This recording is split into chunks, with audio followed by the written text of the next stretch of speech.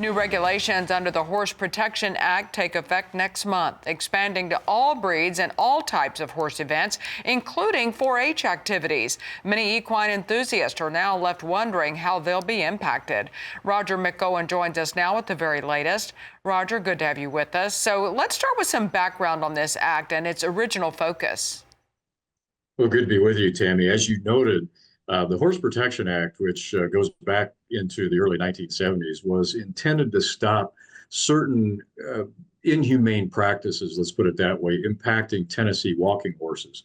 Now, that's a type of horse that you folks are certainly familiar with there in Tennessee, that's characterized by high stepping of the forelegs. And the trainers, what the problem was that the Congress was trying to correct is that the trainers, some of them, would soar the horses either by applying chemicals or by placing a painful collar around the top of the hoof that would cause the animal to step up in that pronounced fashion.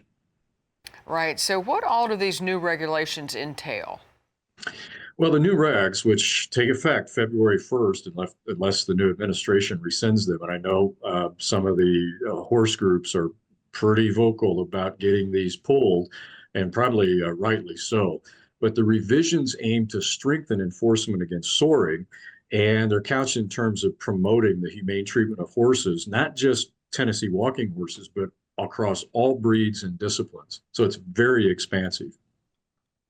I know that this can mean a lot for the horse breeds and events, especially a lot of our 4-H'ers are involved with horse events and showing their animals. So what impact will it have?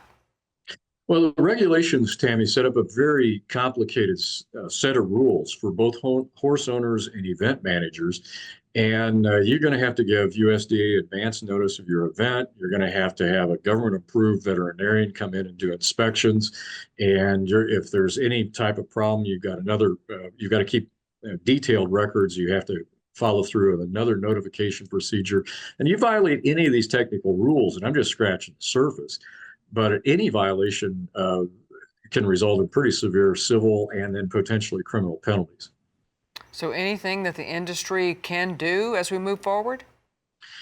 Well, one of the things, the industry is trying to get the regulations rescinded, but one of the focus areas is that not only are these new rules coming into play, which has a whole labyrinth of additional requirements that event managers and owners have to follow.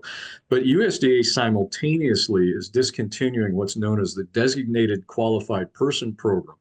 And what that means is you're going to have a USDA approved veterinarian do your inspections. You can't have your vet do it or someone that you select as a private veterinarian.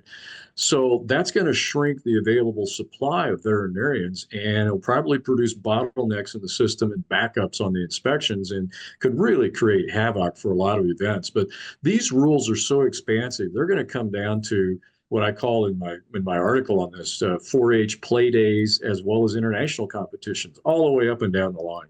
Yeah, definitely a big impact there. That's Roger McEowen with the Washburn School of Law. Appreciate that update and helping us understand that.